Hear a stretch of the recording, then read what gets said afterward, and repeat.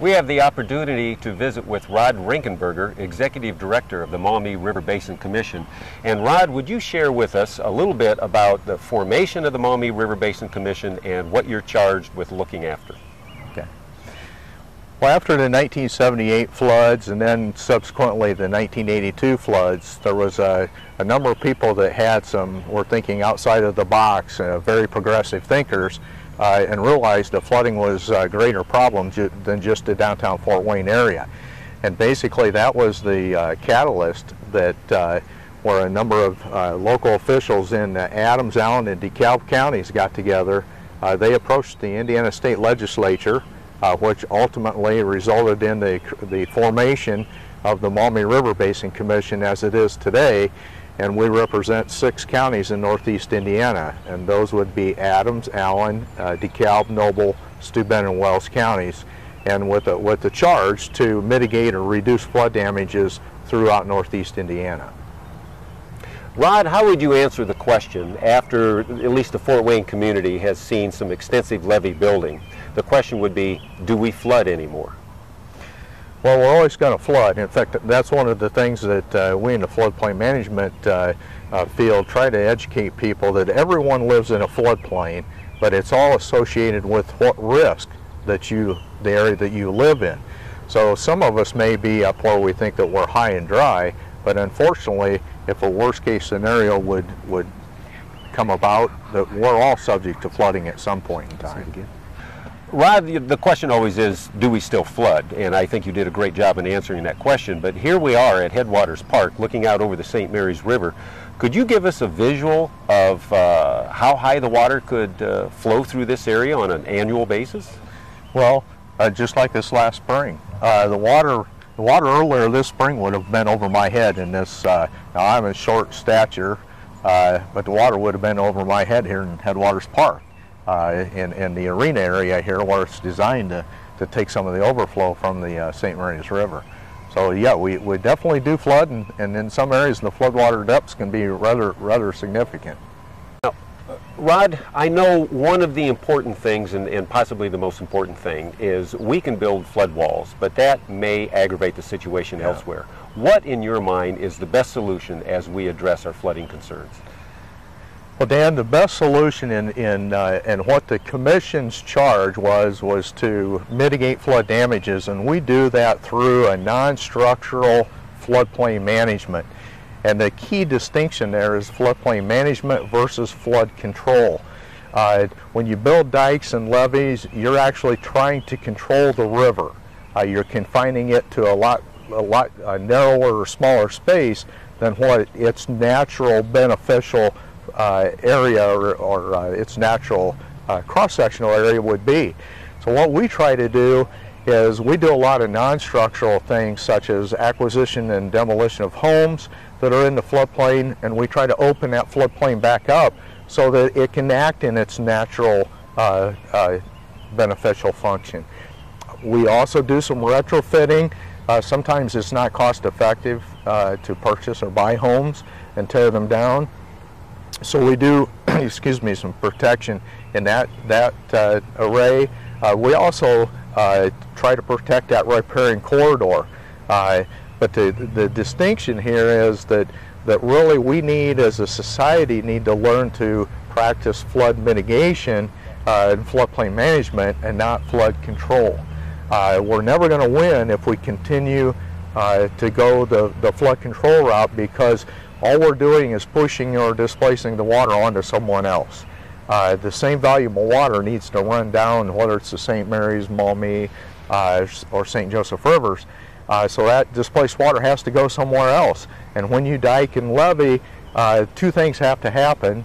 The water level has to rise and the velocity increases. Both of those things end up being very detrimental, particularly downstream on the velocity side, and then upstream because of increased flood crest.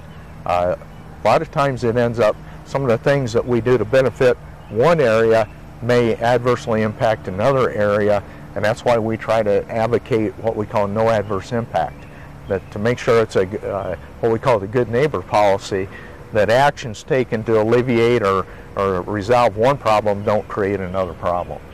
Rod, that adverse impact, that's a great concept. Could you expand just a little bit about how that came to be, what the legal ramifications, if that's the right way to say it, are of no adverse impact, and how can communities like Fort Wayne or Auburn, if we're going to provide the sort of amenities that the community wants along the rivers, how does no adverse impact affect those decisions? Okay. The No Adverse Impact Initiative started with the National Association of State Floodplain Managers approximately 5 or 6 years ago, and it's an initiative that we do no harm to others. Particularly Indiana has higher regulatory standards to begin with, and then the Maumee River Basin Commission communities, such as the city of Fort Wayne, they even have higher regulatory standards. So we're trying to do some of those No Adverse Impact Act initiatives, and a couple examples would be if someone wants to develop in a floodplain and they're bringing in fill to sort of get their ground up a little higher to build on. If that is done, part of the No Adverse Impact requirements are that they excavate an equal volume of that same amount of fill out of the floodplain within the same reach, so that there's no net loss of floodwater storage. We also have development guidelines, and anytime you're in the floodplain, particularly in stormwater management, where you're required to detain your stormwater, particularly the difference between what they call the 100-year flood versus the 5-year flood. So that helps keep from taxing the rivers as well. And this No Adverse Impact Initiative has really caught the eyes of the courts nationally. This do no harm to your neighbor has really picked up, and a lot of the courts are now siding with those that are harmed. So we're trying to make sure that we're being progressive and forward thinking, in that we don't want to do any harm to our neighbors. Rod, I think a big question that needs to be answered now is, with the concept of no adverse impact, and with the example you gave of how high the floodwaters can be here, right in the heart of the city, can we responsibly develop along our waterways, create a regional draw for citizens to come to Fort Wayne without harming our neighbors?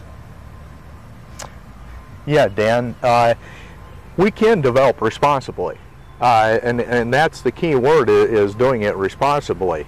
To comply with the no adverse impact requirements, if we are developing in the floodplain, number one, we need to make sure that all buildings are elevated to flood protection grade. And in the state of Indiana, that is 2 feet above the 100-year or 1% annual chance flood elevation. Now, to comply with no adverse impact, we would either need, as those buildings are elevated, they would have to be elevated either on piers or posts or beams, so that there's still flowage area underneath those buildings. If the area is filled, as mentioned earlier, that the volume of fill would need to be compensated within the same immediate watershed, so that there's no net loss of floodplain storage. So yes, we can. I think our mission here is to try to educate people that, yeah, you can develop if you develop responsibly, and we're here to help you understand this no adverse impact initiative. So Rod, the concept sounds very simple. No adverse impact. Be a good neighbor. Now, how could individuals find out more about the technical aspects of that concept? Okay.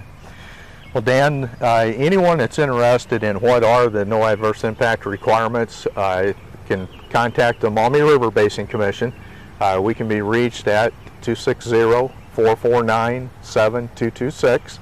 And we're an assisting agency, and we'd be more than happy to try to educate you on no adverse impact initiative guidelines and the various policies. They do vary somewhat from county to county. So depending on what your county, being that we cover 6 counties in northeast Indiana, we're a resource to all of those counties. In terms of if you're looking at specific requirements from a regulatory standpoint, you would need to contact your local city and county planning departments or the county surveyor's office, and they can also assist you, but they would be the actual regulatory agencies. If you do want to find out more information about floodplain management, one of the great things that we're doing here at the River Summit is on Tuesday in the morning. It's starting, I believe, at 8:30 in the morning. We're offering a Floodplain 101 Plus course. We're going to talk about some of the basic things and then get into a little bit of the no adverse impact initiative requirements. And it's open to everyone. It's free. I said free. So please come. If you're interested in more about floodplain guidelines, that's the place to be. Tuesday morning, 8:30.